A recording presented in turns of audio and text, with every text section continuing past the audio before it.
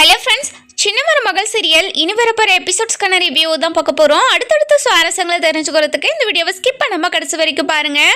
Police எல்லாம் ராஜாங்கத்துக்கிட்ட போயிட்டு இங்கே பாருங்கள், நாங்களும் உங்ககிட்ட எவ்வளவோ கேட்டு பார்த்துட்டோம், நீங்கள் உண்மையை சொல்லவே மாட்டேங்கிறீங்க, எதுக்காக கொலை பண்ணீங்கன்னு சொல்லலை, நாளைக்கு கண்டிப்பாக தீர்ப்பு வரும், தீர்ப்பு வந்தால் உங்களுக்கு 10 வருஷம் ஜெயில் தண்டனை கிடைக்கும் அப்படின்னு சொல்லிடுறாங்க. இதை கேட்ட உடனே ராஜாங்க இருந்துட்டு இங்கே பாருங்கள், நீங்கள் எவ்வளோ தான் என்கிட்ட கேட்டாலும் அடித்தாலும் என்ன பண்ணாலையோ நான் இந்த தப்பை பண்ணலை, நான் பண்ணேன்னு சொல்லுவேன், இல்லைன்னு தான் சொல்ல முடியும் அப்படின்னு சொல்லவும், இதை கேட்ட அந்த மொட்டை போலீஸ் இருந்துட்டு ரொம்பவே கோவமா நம்ம ராஜாங்கத்தை அடிச்சுட்டே இருக்காங்க. இதெல்லாம் பார்த்துட்டு ஒரு போலீஸ் இருந்துட்டு சார் விடுங்க சார், அவர் இறந்துட போடாது விடுங்க அப்படின்னு சொல்லிடுறாங்க. இங்கே பாருடா, நாளைக்கு மட்டும் உனக்கு 10 வருஷம் ஜெயில் தண்டனையை வாங்கி கொடுக்கலனா என்னன்னு கேளுடா அப்படின்னு சொல்லிட்டு ரொம்பமா கோவமா அந்த கோலை போட்டுட்டு போயிடுறாங்க. அதுக்கப்புறம் சேது போலீஸ் ஸ்டேஷனுக்கு வராங்க. வந்த உடனே போலீஸ் இருந்துட்டு இங்கே பாருங்க சார், உங்க அப்பாவுக்கு இன்னும் கொஞ்ச நாளில் 10 வருஷம் ஜெயில் தண்டனை கிடைக்க போகுது, நாளைக்கு கோர்ட்டுக்கு கூட்டிகிட்டு போகிறாங்க, நாளைக்கு கோர்ட்டில் நீங்கள் இவர் எந்த ஒரு தப்புமே பண்ணலைன்னு நிரூபித்தா மட்டும்தான் கண்டிப்பாக உங்கள் அப்பாவை காப்பாற்ற முடியும், இல்லைனா உங்கள் அப்பாவை காப்பாற்றவே முடியாது அப்படின்னு சொல்லிடுறாங்க. இதை கேட்ட உடனே சேதுக்கு பயங்கர அழுக வருது. ஒரு பக்கம் ஜெனியோட அப்பாவும் அம்மாவும் அதாவது ராஜாங்கத்துக்கு எதிராக எல்லா தீர்ப்பையும் சொல்லிட்டு இருக்காங்க.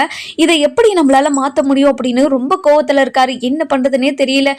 போய் வீட்டுக்கு போறாரு. வீட்டுக்கு போய் தமிழ்ச்செல்வியோட பொருள் எல்லாத்தையும் அடிச்சு ஒடிச்சு போட்டு இருக்காங்க. வீட்டில் இருக்கிறவங்க எல்லாருமே ரொம்ப கோவமா மேலே போறாங்க. போய் சேதோ என்னையாச்சு, எதுக்காகயே இவ்வளோ கோவமா இருக்க சொல்லியா அப்படின்னு சொல்லி கேட்டுட்டு இருக்காங்க. அந்த நேரம் பார்த்து நம்ம செல்லப்பாண்டி வீட்டுக்கு வராரு. வந்த உடனே நம்ம ஈஸ்வரி இருந்துட்டு செல்லப்பாண்டி எதுக்கு வந்திருக்காங்கன்னே தெரியல, ஆனால் நம்ம சேது வக்கீல வர சொல்லி இங்கே பாரு சேதோ, என் பொண்ணு எதுக்காக அநியாயமாக வீட்டை விட்டு துரத்தின அப்படின்னு நியாயம் கேட்கறதுக்காக இப்போ வந்திருக்காங்க பாரியா சேதோ அப்படின்னு சொல்லவும், இதை கேட்ட உடனே சேது ரொம்ப கோவமா நம்ம அதாவது செல்லப்பாண்டியை இழுத்துட்டு போய் வெளியே தள்ளி விட்டுடுறாங்க. இதை பார்த்த செல்லப்பாண்டிக்கு ரொம்பவே கோவம் வந்துடுது. இங்கே பாருங்க, இந்த விஷயத்தில் நிறைய நிறைய நிறைய தில்லுமுள்ளு இருக்கு. அந்த தில்லுமுள்ளா தெரிஞ்சதுக்கப்புறம் என் பொண்ணு மேலே எந்த ஒரு தப்பும் இல்லைன்னு நீங்கள் புரிஞ்சுப்பீங்க. அதுக்கப்புறம் பாருங்க, என் பொண்ணு என்னை பொண்ணோ பார்க்கறதுக்கு என் வீட்டுக்கு வந்தீங்க, அவ்வளோதான் உங்களுக்கு மரியாதை அப்படின்னு சொல்லிட்டு நம்ம அதாவது செல்லப்பாண்டியும் அந்த இடத்த விட்டு போகிறாங்க. போன உடனே தமிழ்ச்செல்வி கிட்டே இந்த விஷயத்தெல்லாம் சொல்கிறாங்க. இங்கே பாருமா, உன்னோட மாமனாருக்கு 10 வருஷம் ஜெயில் தண்டனை அதாவது கொடுக்க போகிறாங்களாம், அதை எப்படியாவது தடுக்கணும்னு மாப்பிள்ளை ரொம்பவே போராடிக்கிட்டு இருக்காரு. நான் அதை பற்றி பேசலாம் தாம்மா அவர்கிட்ட போனேன், ஆனால் என்னை அசிங்கப்படுத்தி வெளியே அனுப்பி விட்டுறாமா அப்படின்னு சொல்கிறாங்க. இதை கேட்ட உடனே இங்கே பாருங்கப்பா, உங்களை யாருப்பா அங்கே போக சொன்னது, நீங்கள் எதுக்காக அங்கே போகணும், நான் ஜெனிக்கிட்ட போய் பேசுகிறேன், மாமா மேலே எந்த ஒரு தப்பும் இல்லைன்னு எனக்கு தெரியும், கண்டிப்பாக மாமாவை இந்த விஷயத்துலேருந்து நான் காப்பாற்றுவேன், நீங்கள் கவலையே படாதீங்கப்பா அப்படின்னு ஜெனி வீட்டுக்கு போகிறாங்க. போன உடனே ஜெனியோட அம்மா இருந்துட்டு தமிழ்ச்செல்வியை பார்த்துட்டு, இங்க பாருடி, என் பொண்ணு நிலைமையை இப்படி ஆக்கி விட்டுட்டு எப்படி உன்னால நிம்மதியா இருக்க முடியாது அப்படின்னு சொல்லி கேட்கவும், இங்க பாருங்க, இதுக்கும் எனக்கும் எந்த சம்மந்தமும் இல்லை, திரும்ப என்கிட்ட இந்த மாதிரி பேசிக்கிட்டே இருந்தீங்க, அவ்வளவுதான் உங்களுக்கு மரியாதை, கொஞ்சம் வழிய விடுங்க அப்படின்னு சொல்லிட்டு அவங்க பாட்டுக்கு உள்ள போறாங்க. உள்ள போன உடனே நம்ம ஜெனி கிட்ட, இங்க பாரு ஜெனி, இதுக்கும் என்னோட மாமனாருக்கும் ஏதாவது சம்மந்தம் இருக்குதுன்னு நீ நினைக்கிறியா அப்படின்னு சொல்லி கேட்கவும், இங்க பாரு தமிழ், அன்னைக்கு எல்லா விஷயமும் நடந்தது உங்க மாமனாரால் தான், உங்க மாமனாரால் தான் என்னோட சக்தி இப்போ உயிரோடவே இல்லை. இங்க பாரு ஜெனி, இது எல்லாத்தையுமே பண்ணது உங்க அப்பா தான் பிளான் போட்டு என்னோட மாமனாரை இதில் மாட்டி விட்டுருக்காரு. என் மாமனாருக்கு ஒரு எறும்புக்கு கூட துரோகம் நினைக்க தெரியாது, அந்த உயிர் கூட போகக்கூடாதுன்னு நினைக்கிறவர், அவர் எப்படி ஒரு உயிரை இப்படி சாவடிக்க முடியும், அது துடிக்க இதெல்லாம் என்னால நம்பவே முடியல ஜெனி, நீயாவது போய் போலீஸ் ஸ்டேஷன்ல சொல்லு, உன்னை காலில் கொழுந்து கெஞ்சு கூட கேட்குறேன் அப்படின்னு சொல்றாங்க. இங்க பாரு தமிழ், இந்த விஷயத்துல சக்திக்கு யாரெல்லாம் என்னென்னலாம் பண்ணாங்களோ அவங்களுக்கு எல்லாருக்கும் தண்டனை வந்து தீரணும், என்னோட சக்திக்கு ஒரு நல்ல முடிவு வரணும்ல, அவன் சாவுக்கு ஒரு நியாயம் கிடைக்கணும்ல, அதுக்காக தான் இது எல்லாத்தையும் நான் பண்ணிகிட்ருக்கேன் அப்படின்னு சொல்கிறாங்க. இங்கே பாரு ஜெனி, நீ சொல்கிறது எல்லாமே கரெக்டு தான், அதாவது சக்தி என்னென்ன சாவடிச்சவங்களுக்கு ஏதாவது தண்டனை கிடைச்சே ஆகணும், அதுக்காக தான் நானும் நினைக்கிறேன், நீ கவலையே படாத, கண்டிப்பாக சக்தி என்னனுக்கு இப்படி பண்ணவங்களை நான் சும்மாவே விட மாட்டேன், முதல்ல என் மாமாக்கும் இதுக்கும் எந்த சம்மந்தமும் இல்லைன்னு என் மாமா மேலே இருக்கிற கேஸை நீ வாபஸ் பண்ணணும் அப்படின்னு சொல்லிடுறாங்க. இதை கேட்ட உடனே நம்ம ஜெனி இருந்துட்டு ரொம்பவே அழுதுகிட்டே, இங்கே பாரு தமிழ், நான் சக்தி மேலே எவ்வளோ உசுராக இருந்தேன்னு உனக்கு தெரியும்ல, அப்படி தெரிஞ்சிருந்தா நீ இப்படி வந்து என்கிட்ட பேசலாமா? இங்கே பாரு ஜெனி, நான் உனக்கு எப்போவுமே நான் கெட்டது நினைக்க மாட்டேன்னு உனக்கு தெரியும்ல, அப்படி இருக்கும்போது எனக்காக நீ இப்படி ஒரு விஷயத்த பண்ணணும். கண்டிப்பாக சக்தி அண்ணனுக்கு ஒரு நியாயத்தை வாங்கி கொடுப்பேன். எந்த எந்த பிரச்சனையும் வராமல் கண்டிப்பாக இதுக்கு யார் காரணம், இது யாரெல்லாம் இது பண்ணியிருக்காங்கன்னு நான் உனக்கு கண்டுபிடிச்சி கொடுக்குறேன். நீ என்னோட பேச்சுக்காக வந்து இந்த கேஸை வாபஸ் பண்ணு ஜெனி அப்படின்னு சொல்லிட்டு காலில் விழுறாங்க. இங்கே பாரு தமிழ், நீ இவ்வளோ தூரம் என்கிட்ட சொல்கிறதுனால கண்டிப்பாக நான் இந்த கேஸை வாபஸ் பண்ணுறேன், நீ கவலைப்படாத அப்படின்னு சொல்லிட்டு நம்ம ஜெனியை கூட்டிகிட்டு வெளியே வராங்க. வெளியே வந்த உடனே நம்ம ஜெனியோட அம்மா இருந்துட்டு, இங்கே பாரு ஜெனி, எங்கே போகிற அப்படின்னு சொல்லி கேட்கவும், இங்கே பாருங்க, என்னை எங்கே போகிற எங்கே வரேன்னு சொல்லிட்டு நீங்கள் கேட்காதீங்க. இனிமேல் நீங்கள் யாரோ நான் யாரோ, என் புருஷனை சாவடிச்சிட்டிங்களே, கண்டிப்பாக உங்கள் யாருமே சும்மாவே விட மாட்டேன் அப்படின்னு சொல்லிட்டு நம்ம தமிழ்ச்செல்வி கூட கிளம்பிடுறாங்க. போன உடனே நம்ம ஜெனி இருந்துட்டு போலீஸ் ஸ்டேஷனுக்கு போகிறாங்க. போய் அந்த மொட்டை போலீஸ்கிட்ட, இங்கே பாருங்கள் சார், என்னோட என்னோட சக்தி இறந்துறதுக்கு ராஜாங்க ஐயா இதுக்கு காரணம் கிடையாது. நான் தப்பாக புரிஞ்சுக்கிட்டு அவர் மேலே நான் தப்பான கேஸு கொடுத்துட்டேன். என்னோட அப்பா தான் இது எல்லாத்துக்குமே பிளான் பண்ணி ராஜாங்க ஐயாவை நல்லா மாட்டி விட்டுருக்காரு. அதனால் நான் ராஜாங்க ஐயா மேலே இருக்கிற கேஸை வாபஸ் பண்ணுறேயா அப்படின்னு சொல்கிறாங்க. இதை கேட்ட உடனே, இங்கே பாருமா, உன்னை யாராச்சும் மிரட்டினாங்களா, இல்லை உன்கிட்ட யாராவது வந்து இந்த மாதிரி சொல்லி கேட்டாங்களா? இங்கே பாருங்கள் சார், இது என்னோட அதாவது ஒரு மனசாட்சிக்காக தான் சொல்கிறேன். அவர் மேலே எந்த ஒரு தப்புமே இல்லாமல் அவர் எதுக்காக இப்படி ஒரு தண்டனை அனுபவிக்கணும், அவர் இப்படி ஒரு தண்டனை அனுபவிக்கணும்ன்ற அவசியம் அவருக்கு கிடையவே கிடையாது அப்படின்னு சொல்லிடுறாங்க. இதை கேட்ட உடனே நம்ம தமிழ்ச்செல்வி இருந்துட்டு, இங்கே பாருங்கள் சார், அவர் மேலே எந்த ஒரு தப்புமே இல்லைன்னு பாதிக்கப்பட்ட பொண்ணே உங்ககிட்ட வந்து சொல்லிட்டாங்க. இதுக்கு மேலே அவரை உள்ளே வச்சுக்கிட்டு இருக்கிறது நியாயமே கிடையாது. முதல்ல அவரை வெளியே அனுப்புங்க சார் அப்படின்னு சொல்கிறாங்க. அதுக்கப்புறம் என்ன, நம்ம ஜெனி சொன்னதுனால மட்டும்தான் நம்ம ராஜாங்கம் மேலே இருக்கிற கேஸை வாபஸ் பண்ணுறாங்க.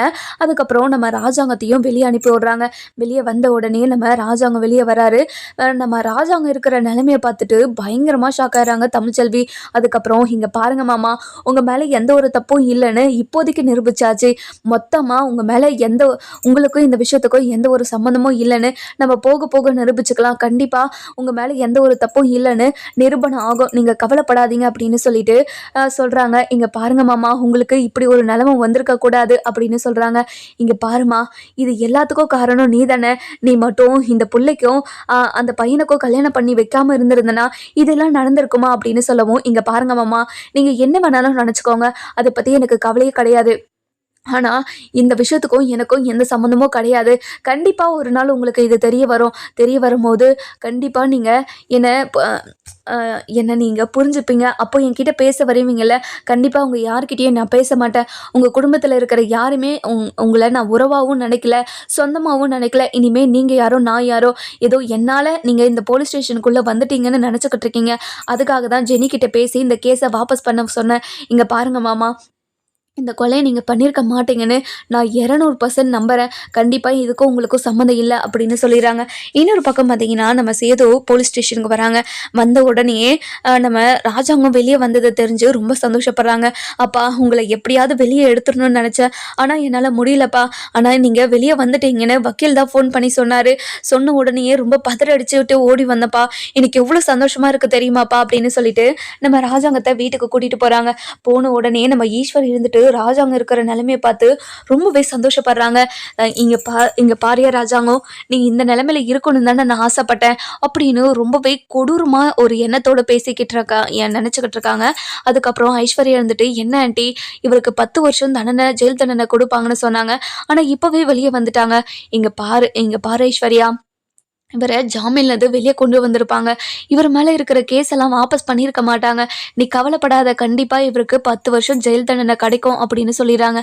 அதுக்கப்புறம் என்ன, நம்ம அப்பதான் இருந்துட்டு, என்னையா ராஜாங்கம், உன்னை இப்படி போய் மனசாட்சி இல்லாமல் அடிச்சிருக்காங்களே, நீ இந்த நாட்டைவே ஆண்டவன், உனக்கு இப்படி ஒரு நிலைமை வந்துருச்சு அப்படின்னு சொல்லவும், இதெல்லாம் கேட்டுக்கிட்டு இருந்த நம்ம ராஜாங்க இருந்துட்டு ரொம்பவே கோவமாகவும் ஒரு மாதிரி இதை பற்றி யாருமே பேசாதீங்க அப்படின்னு சொல்லிட்டு உள்ளே போயிடுறாங்க. உள்ளே போயிட்டு ரொம்ப சாத்திக்கிட்டு அவர் பாட்டுக்கு தனியாக உட்காந்துறாரு. அந்த போலீஸ் அடித்த அடியும் அப்படியே ஞாபகத்துக்கு வந்துக்கிட்டே இருக்குது. இன்னொரு பக்கம் பார்த்தீங்கன்னா, நம்ம தமிழ்ச்செல்வி இருந்துட்டு வீட்டுக்கு போகிறாங்க. வீட்டுக்கு போன உடனே நம்ம செல்லப்பாண்டி இருந்துட்டு, "இங்க பாரும்மா தமிழ்ச்செல்வி, நீ ராஜாங்க ஐயாவ நீ இது போலீஸ் ஸ்டேஷன்லேருந்து வெளியே எடுத்தேன்னு நான் கேள்விப்பட்டேன். எனக்கு ரொம்ப சந்தோஷமா இருக்குதும்மா. இப்படி ஒரு விஷயத்த நீ பண்ணுவேன்னு நான் நெனச்சு கூட பார்க்கல. எனக்கு எவ்வளோ சந்தோஷமா இருக்கு தெரியுமா? இந்த சந்தோஷத்த சொல்றதுக்கு அளவே கிடையாது. அவ்வளோ சந்தோஷமா இருக்கேன்." அப்படி இப்படின்னு சொல்லிக்கிட்டே இருக்காங்க. அதுக்கப்புறம் நம்ம செல்லப்பாண்டி இருந்துட்டு, "இங்க பாரு தமிழ்ச்செல்வி, அதே மாரி மாப்பிளையும் கொஞ்சம் மன்னிச்சு ஏத்துக்கோம்மா. சூழ்நிலை சரியில்லம்மா. கோவத்துல அப்பாவுக்கு இப்படி ஆயிடுச்சுன்னு நினச்சி மாப்பிள்ளை வருத்தப்பட்டு உங்ககிட்ட பேசியிருப்பாரு. அதெல்லாம் மனசில் வச்சுக்கிட்டு இப்படியெல்லாம் பேசாதம்மா" அப்படின்னு சொல்கிறாங்க. இங்கே பாருங்கப்பா, இந்த பிரச்சனைக்கெல்லாம் காரணம் யாருன்னு கண்டிப்பாக நான் கண்டுபிடிக்க தான் போகிறேன். கண்டுபிடிச்சி அவங்களுக்கு நான் நிரூபிக்க தான் போகிறேன். நிரூபிச்சுட்டு அவங்க என்கிட்ட வந்து பேசுவாங்கல்லப்பா, அவங்க கிட்ட நான் மூஞ்சி கொடுத்து கூட பேச மாட்டேன். அவங்க யாரோ நான் யாரோ அப்படின்னு சொல்லிட்டு சொல்கிறாங்க. அதுக்கப்புறம் என்ன, இதுக்கு யாரெல்லாம் காரணம் அப்படின்னு சொல்லிட்டு யோசிச்சு பார்த்துக்கிட்டு இருக்காங்க. அதுக்கப்புறம் அன்னைக்குன்னு பார்த்து ரொம்பவே கோவமா என்ன பண்ணுறதுன்னு தெரியாமல் அப்படியே உக்காந்துக்கிட்டே இருக்காங்க. அதுக்கப்புறம் ஜெனி ஃபோன் பண்ணி, "இங்கே பாரு தமிழ், இதுக்கு யாரெல்லாம் காரணம்னு சொல்லிட்டு எனக்கு நீ கண்டுபிடிச்சு கொடுக்குறேன்னு சொன்னேன். அதுக்கு ஏதாவது பண்ணியா அப்படின்னு சொல்லி கேட்கவும், "இங்கே பாரு ஜெனி, நீ கவலையப்படாத. இதுக்கு யாரெல்லாம் காரணம், இதுக்கு பின்னாடி யாரெல்லாம் இருக்காங்க, எல்லாத்தையுமே கண்டுபிடிச்சு அவங்களுக்கு தண்டனையை வாங்கி கொடுக்குறேன். நீ கவலையப்படாத" அப்படின்னு சொல்லிக்கிட்டு இருக்காங்க. இன்னொரு பக்கம் பார்த்தீங்கன்னா, நம்ம ஜெனி இருந்துட்டு ரொம்பவே அழுதுகிட்டே, இங்கே பாரு தமிழ், இது சக்தி இல்லாத வாழ்க்கையை என்னால் ஏற்றுக்கவே முடியல. என்னால் இந்த உலகத்தில் வாழணுமான்னு எனக்கு தோணிக்கிட்டே இருக்குது அது தமிழ் அப்படின்னு சொல்லவும், "இங்கே பாரு ஜெனி, நீ எதுக்காக இந்த உலகத்தை விட்டு போகணும்? இந்த மாதிரி ஒரு முடிவு எடுக்கவே கூடாது. நாளைக்கு கோர்ட்டுக்கு போகலாம். நாளைக்கு கோர்ட்டுக்கு போகிறதுக்குள்ள இதுக்கெல்லாம் யார் காரணம், என்ன ஏதுன்னு எல்லாத்தையுமே உன்கிட்ட நான் ஆதாரத்தோடு நிரூபிக்கிறேன்" அப்படின்னு சொல்லிடுறாங்க. நைட்டு முழுக்க அழியிறாங்க.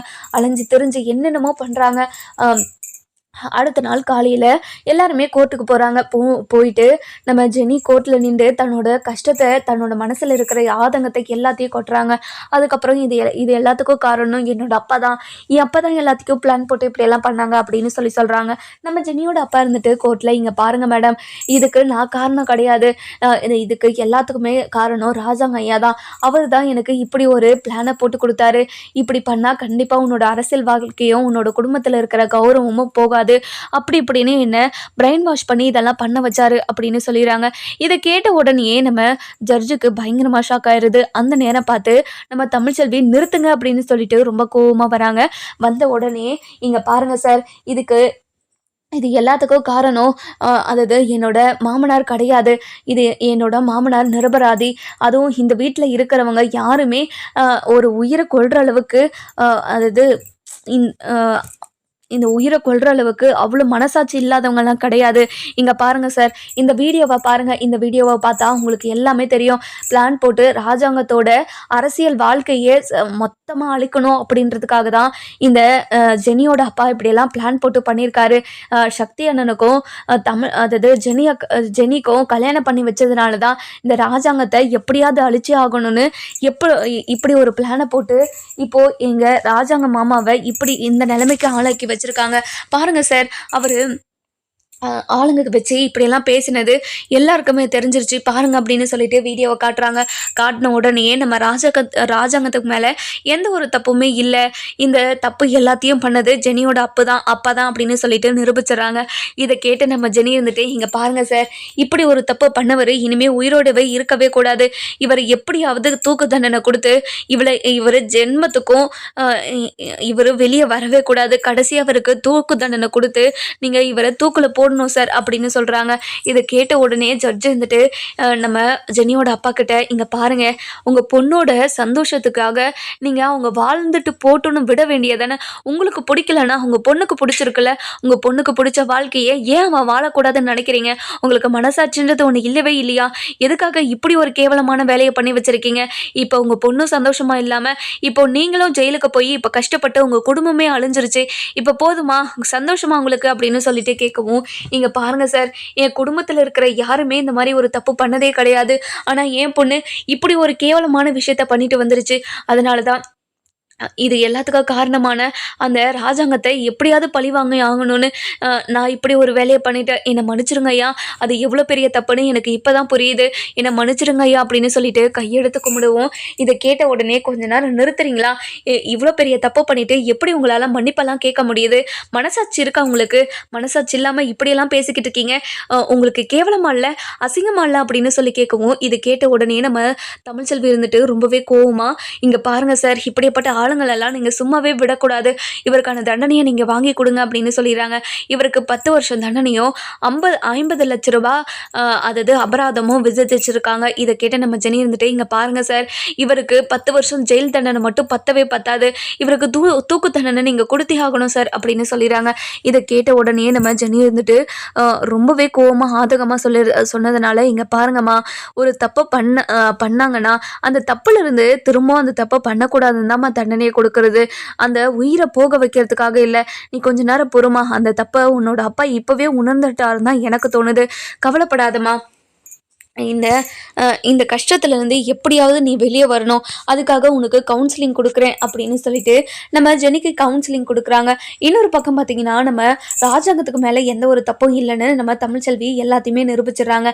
இன்னொரு பக்கம் பார்த்தீங்கன்னா, இது எல்லாத்துக்குமே ஈஸ்வரி தான் காரணம் அப்படின்னு இதை நம்ம தமிழ்ச்செல்வி இருந்துட்டு சேதுக்கிட்டேயும் ராஜாங்கத்துக்கிட்டேயும் போய் ஆதாரத்தை கொடுக்குறாங்க. இங்கே பாருங்க மாமா, இதுக்கும் உங்கள் குடும்பத்துக்கும் எனக்கும் எந்த உறவும் கிடையாது. இங்கே பாருங்க, இந்த விஷயத்துக்கும் எனக்கும் எந்த சம்மந்தமும் இல்லைன்னு இப்போ உங்ககிட்ட ஆதாரத்தோடு கொடுத்துருக்கேன்.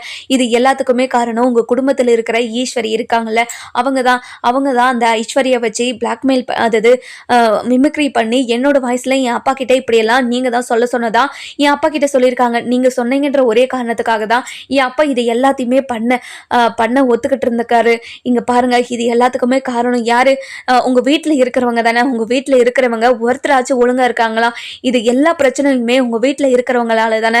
இப்போது என்ன குறை சொல்ல வந்துட்டிங்களா? உங்கள் வீட்டில் இருக்கிறவங்கள முதல்ல ஒழுங்காக வச்சுக்கோங்க அப்படின்னு சொல்லிட்டு போயிடுறாங்க. இதை பார்த்த மோகனா இருந்துட்டு ரொம்பவே நம்ம ஈஸ்வரி மேலே ரொம்ப கோவப்படுறாங்க. இது எல்லாத்துக்கும் காரணம் ஈஸ்வரி தானே. என் புருஷன் இந்த நிலைமைக்கு ஆளாக்கின அந்த ஈஸ்வரியை நான் சும்மாவே விட மாட்டேன் அப்படி இப்படின்னு வீட்டுக்கு போகிறாங்க. வீட்டுக்கு போன உடனேயே நம்ம அதாவது ஈஸ்வரி, நம்ம சித்ரா, ஐஸ்வர்யா இவங்க 3 பேருமே ரொம்ப சந்தோஷமாக இந்த ராஜாங்கத்துக்கு 10 வருஷம் ஜெயில் தண்டனை கிடைச்சிரும் அப்படின்னு ரொம்ப சந்தோஷமாக உட்காந்துக்கிட்டு இருக்காங்க. அந்த நேரம் பார்த்து நம்ம ராஜாங்கம் சேது வீட்டில் இருக்கிற எல்லாருமே ரொம்ப கோவமாக வீட்டுக்கு போகிறாங்க. வீட்டுக்கு போயிட்டு நம்ம ராஜாங்கம் இருந்துட்டு ஈஸ்வரி அப்படின்னு சொல்லிட்டு கத்திக்கிட்டு இருக்காங்க. அதுக்கப்புறம் நம்ம ஈஸ்வரியும் வராங்க. வந்த உடனே என்ன இது, இவன் என்ன ஜெயிலுக்குள்ளே போலியா, இவனுக்கு தண்டனை கிடைக்கலையா அப்படின்னு சொல்லி யோசிச்சுக்கிட்டு இருக்காங்க. அந்த நேரம் பார்த்து நம்ம ஈஸ்வரியை ராஜாங்க அப்படியே கழுத்தை பிடிச்சிடுறாங்க. பிடிச்சி, இங்கே பாரு, இதுக்கும் எனக்கும் எந்த சம்மந்தமும் இல்லைன்னு இதுக்கும் எனக்கும் எந்த சம்மந்தமும் இல்லைன்னு சொல்லு. இது எல்லாத்துக்கும் காரணம் நீ தானே. இந்த பிரச்சனை நடந்ததுக்கு எல்லாத்துக்கும் காரணம் நீ தானே அப்படின்னு சொல்லி கேட்கவும், இங்கே பாருங்க மாமா, இந்த பிரச்சனைக்கு எனக்கு எந்த சம்மந்தமும் இல்லை. எதுக்காக என்னை இப்படி பிடிச்சிக்கிட்டு இருக்கேன்? முதல்ல கழுத்தை விடுங்க மாமா அப்படின்னு சொல்லவும், இங்கே பாரு, உன்னை நான் சும்மாவே விட மாட்டேன். இது எல்லாத்துக்கும் காரணம் நீ தானே. உன்னை நான் சும்மாவே விட மாட்டேன் அப்படி இப்படின்னு ரொம்ப கோவத்தில் அப்படியே என்னென்னமோ பண்ணிக்கிட்டு இருக்காங்க. அதுக்கப்புறம் என்ன, நம்ம அதாவது யாரே நம்ம அப்பதான் இருந்துட்டு ராஜாங்கம் கொஞ்சம் கழுத்தை விடியா, அவளுக்கு ஏதாவது ஆயிட போதியா அப்படின்னு சொல்லிட்டு நம்ம ராஜாங்கத்தை கொஞ்சம் பொறுமையாக இருக்க சொல்கிறாங்க. அதுக்கப்புறம் ராஜாங்கம் இருந்துட்டு ரொம்பவே கோவமா, இங்கே பாரு, இங்கே இவ்வளோ பெரிய பிரச்சனை நடந்திருக்குன்னா இது எல்லாத்துக்குமே காரணம் நீ தானே.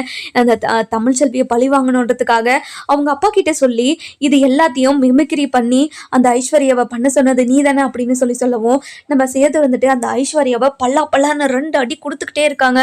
அதுக்கப்புறம் ஐஸ்வர்யா இங்க பாருங்க மாமா, என்னை மன்னிச்சிருங்க மாமா, நான் பண்ணது எல்லாமே தப்பு தான், என்னை மன்னிச்சிருங்க மாமா, இது எல்லாத்துக்கும் காரணம் நாங்க தான். அந்த தமிழ்ச்செல்வியை எப்படியாவது பழி வாங்கி ஆகணும், தமிழ்ச்செல்வியை இந்த வீட்டை விட்டு துரத்தி விடணுன்றதுக்காக தான் இப்படியெல்லாம் பண்ணோம். ஆனா இது இவ்வளோ பெரிய பிரச்சனையாகி உங்களுக்கும் இவ்வளோ பெரிய பிரச்சனை ஆகும்னு நான் நினச்சி கூட பார்க்கல, என்னை மன்னிச்சிருங்க மாமா அப்படின்னு சொல்லிட்டு நம்ம அதாவது ஐஸ்வர்யா இருந்துட்டு அழுதுகிட்டே சொல்லவும், அதுக்கப்புறம் என்ன நம்ம ஈஸ்வரி இருந்துட்டு இங்கே பாருங்க, நான் பண்ணது எல்லாமே தப்பு தான், என்னை மன்னிச்சிருங்க அப்படின்னு சொல்லிட்டு கையெடுத்து கும்பிட்றாங்க. இதை கேட்ட உடனே ஈஸ்வரிக்கு அப்படியே ஜாட்டி எடுத்துகிட்டு வந்து அப்படி இப்படின்னு அடி வெளுத்துக்கிட்டே இருக்காங்க. அதுக்கப்புறம் நம்ம அப்பதான் இருந்துட்டு, இங்கே பாரடி, இந்த உண்ட வீட்டுக்கே துரோகம் பண்ணுறதுக்கு உன்னால் எப்படி மனசு வந்துச்சு, இப்படி எப்படி உன்னால் துரோகம் பண்ண முடிஞ்சிச்சு, ராஜாங்கம் உங்களுக்கு தேவையானது எல்லாத்தையும் நேரத்துக்கு எல்லாத்தையும் பண்ணிக்கிட்டு தாண்டி இருக்கான். அப்படியேப்பட்டவனுக்கு நீ இப்படி ஒரு துரோகம் பண்ணியிருக்கேடி. இங்கே பாரு ராஜாங்கம், இனிமே ஒரு நிமிஷம் கூட இவ இந்த வீட்டுக்கு வரவே கூடாது. இவங்களை எல்லாரையும் சொகுசாக வச்சுக்கிட்டு இருந்தனால தானே இவங்களுக்கு எல்லாருக்கும் அந்த அருமை புரியல. இந்த அருமை புரியணும்னா அவங்க இனிமேல் இந்த வீட்டுக்கே வரவே கூடாது. ஒரு வேளை சோத்துக்கும் அவங்க சிங்கம் எடுக்கணும். அப்பதான் இவங்களுக்கு கண்டிப்பா புத்தி வரும். இப்படி தப்பு பண்றவங்களை நீ மன்னிச்சு வீட்டுக்குள்ள சேர்த்துக்கிட்டே இருந்ததுனால தானே இவங்க கொழுத்து போய் இப்படியெல்லாம் பண்ணிக்கிட்டு இருக்காங்க. இவங்க இனிமே இந்த வீட்டிலே இருக்கக்கூடாது ராஜாங்கம், நம்ம செத்தா கூட இந்த வீட்டுக்கே வரக்கூடாது அப்படின்னு சொல்றாங்க. இதை கேட்ட உடனே நம்ம ராஜாங்கம் வந்துட்டு ஈஸ்வரியோட கழுத்தை பிடிச்சி அப்படியே தரன்னு இழுத்துட்டு வந்து அப்படியே வெளியே வர்றாங்க. அதுக்கப்புறம் சித்ரா, அதுக்கப்புறம் ஐஸ்வர்யா அப்படியே பின்னாடியே கழுத்தை பிடிச்சி தரன்னு 3 பேருமே வெளியே இழுத்து விட்டுறாங்க. இங்க பாருங்க, இனிமேல் நீங்கள் 3 பேரும் இந்த வீட்டுக்கு வந்தீங்க, அவ்வளோதான். இந்த வீட்டுக்கு உங்களுக்கு என்னதான் பிரச்சனை வந்தாலும் எங்களுக்கு கவலையே கிடையாது. என் அப்பாவுக்கு இவ்வளோ பெரிய கேவலத்தையும் அவமானத்தையும் ஏற்படுத்தி கொடுத்துட்டு எப்படி உங்களால் இப்படி எங்கள் வீட்டில் இருக்க முடியுது? அதுவும் இந்த வீட்டு மருமக மேலே எந்த ஒரு தப்பும் இல்லை.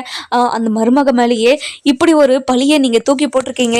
உங்களுக்கு மனசாட்சினது ஒன்று இல்லவே இல்லையோ அப்படின்னு சொல்லிட்டு என்னென்னமோ சொல்லிக்கிட்டு ரொம்ப கோவமாக அப்படியே விரட்டி அடிக்கிறாங்க. அதுக்கப்புறம் நம்ம ஈஸ்வரி இருந்துட்டு, இங்கே பாருங்க மாமா, நான் இந்த வீட்டா எனக்கு யார் இருக்காங்க? என்னோட பெத்தவங்க கூட எனக்கு கிடையாது. அப்படி இருக்கும்போது நான் எங்கே போவேன்? நான் என்ன பண்ணுவேன்? இங்கே பாருங்க மாமா, நான் பண்ணதெல்லாம் தப்பு தான். இனிமே இப்படி ஒரு தப்பு நான் பண்ணவே மாட்டேன். என்னை மன்னிச்சிருங்க மாமா அப்படின்னு சொல்லிட்டு காலில் விழுந்து கையில் விழுந்து கெஞ்சி கேட்குறாங்க. இதை கேட்ட உடனே நம்ம ராஜாங்க இருந்துட்டு ரொம்பவே கோவமா, இங்கே பாரு சேதோ, இனிமே இவங்க முகத்துல கூட நம்ம முழிக்கக்கூடாது அப்படின்னு சொல்லிட்டு உள்ள வந்துடுறாங்க.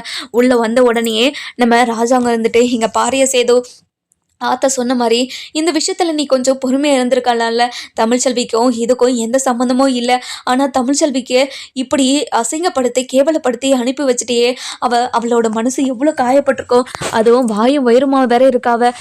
இந்த நிலைமையில அவளை இவ்வளோ கஷ்டப்படுத்தினது தப்பு இல்லையா சேது அப்படின்னு சொல்லுவோம். அப்பா, நான் தப்பு பண்ணிட்டேப்பா. அவளுக்கு நான் ஒரு வாக்கு கொடுத்துருந்தேன், எந்த ஒரு சூழ்நிலையிலையும் நான் உன்னை கைவிட மாட்டேன், கண்டிப்பாக உன்னோட பக்கம் நிற்பேன் அப்படின்னு அவளுக்கு ஒரு வாக்கு கொடுத்துருந்தேன். ஆனால் அந்த வாக்கை என்னால் காப்பாற்ற முடியலப்பா.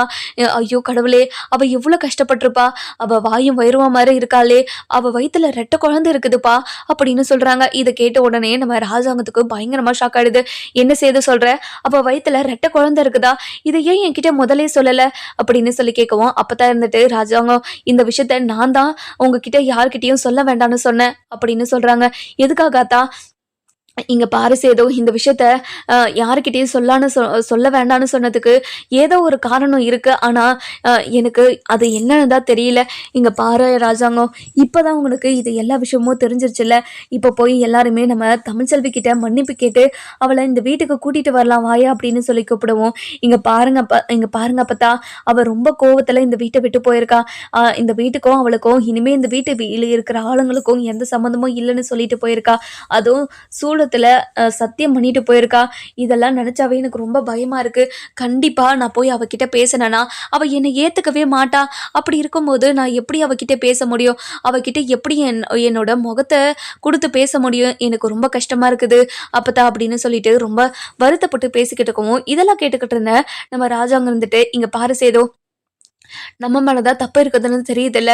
நம்ம மேல தப்பு இருக்குதுன்னு தெரிஞ்ச உடனே நம்ம போய் மன்னிப்பு கேட்கறதா பெரிய மனுஷத்தனம். அதனால நம்ம போய் மன்னிப்பு கேட்கலாம். மன்னிக்கிறதும் மன்னிக்காததும் அவளோட விருப்பம். அதை நம்ம வற்புறுத்த முடியாதுல்ல.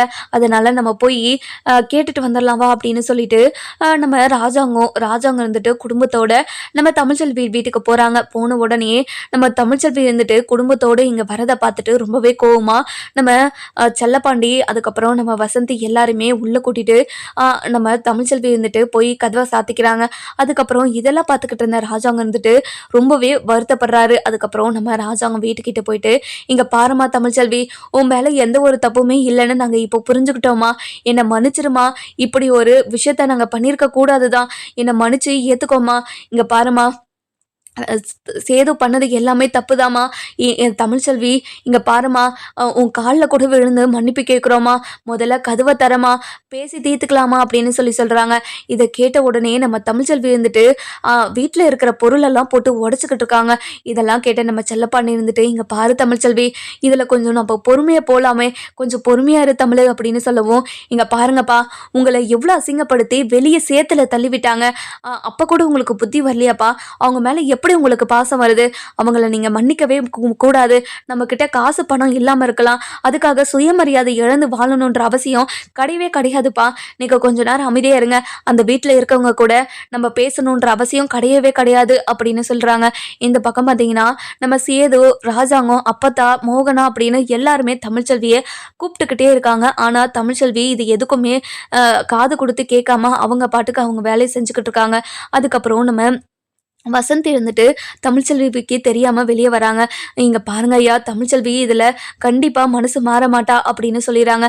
நம்ம தமிழ்ச்செல்வி இருந்துட்டு ராஜாங்கத்து குடும்பத்தை ஏற்றுக்குப்பாங்களா மாட்டாங்களான்னு சொல்லிட்டு நம்ம வர எபிசோடில் பார்க்கலாம். இந்த வீடியோ உங்களுக்கு பிடிச்சிருந்தா லைக் பண்ணுங்கள், சப்ஸ்கிரைப் பண்ணுங்கள், மறக்காமல் பெல் ஐகானையும் கிளிக் பண்ணிக்கோங்க.